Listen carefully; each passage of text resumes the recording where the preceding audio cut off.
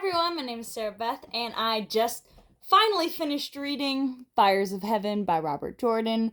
This is the fifth book in the Wheel of Time series. It was published in 1993, and it's about 900 pages long.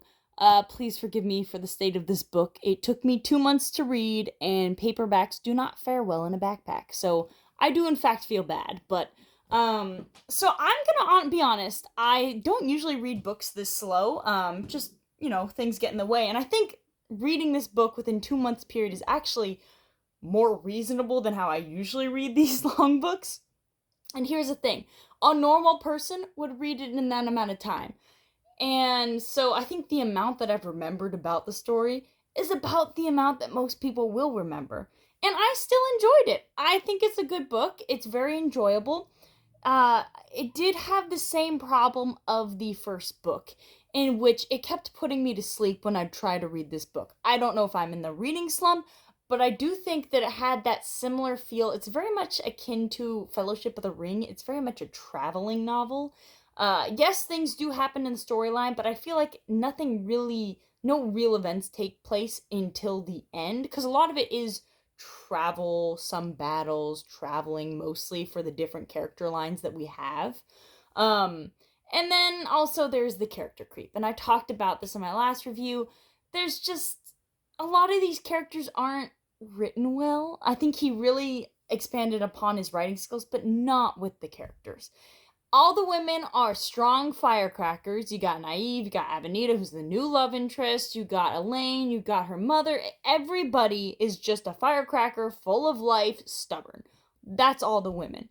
You kind of have one of the characters pulling back from that, which would be Moiraine, but she's not a new character for us, so that would just be character development, which is nice.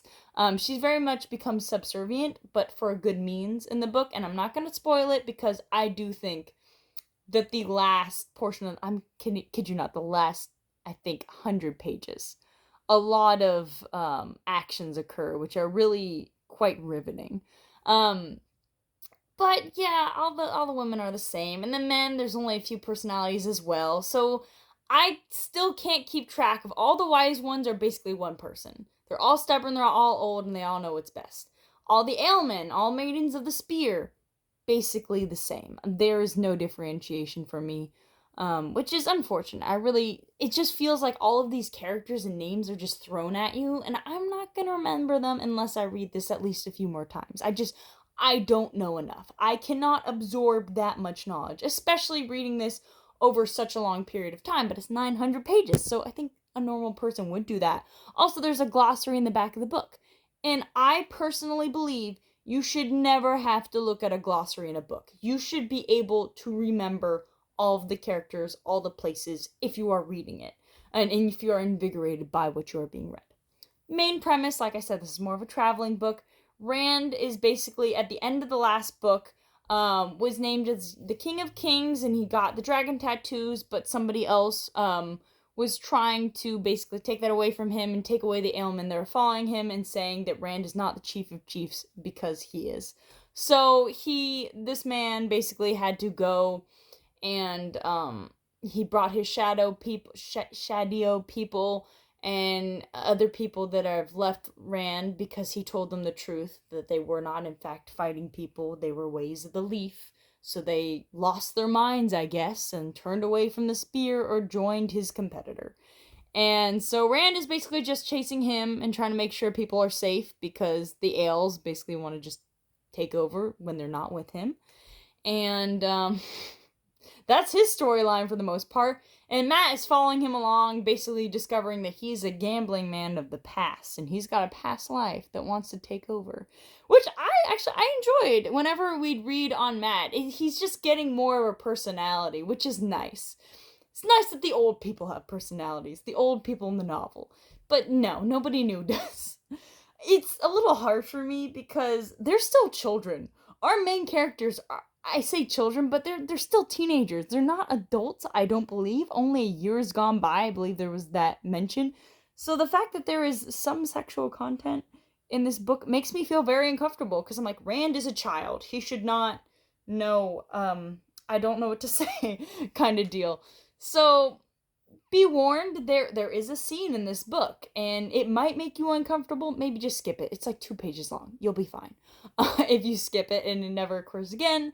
I love how the Forsaken are dealt with and how it intermingles with the different storylines, because obviously they're chasing after Rand, but we have the other people that are, filling in the chosen ones, the Way of the Weaves.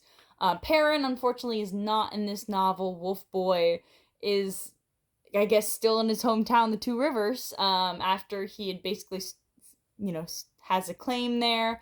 I don't know if he's coming back, and I'm excited to learn about that. But he is not, if you are looking for him, he is not, in fact, in this novel. And he turned away from, the tavern destiny that he has.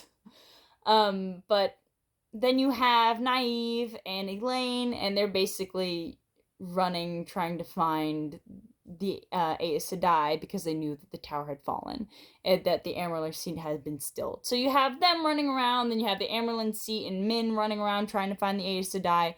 It's basically them trying to find the same place.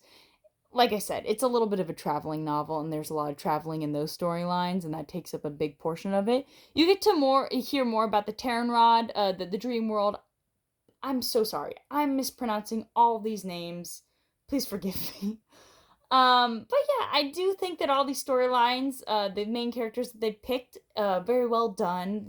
The writing itself, definitely getting better throughout the books. And I think that this is not one of them to skip. I don't think this is a Spark Notes book. I'm told that there are slow books coming. I'm a little scared.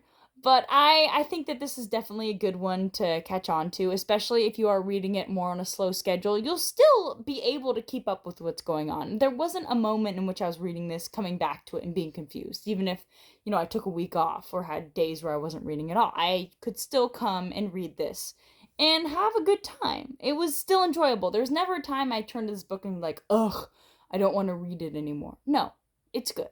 And I'm going to recommend it. If you're already in the series, keep reading. Anyway, hope you enjoy my review and have a good one.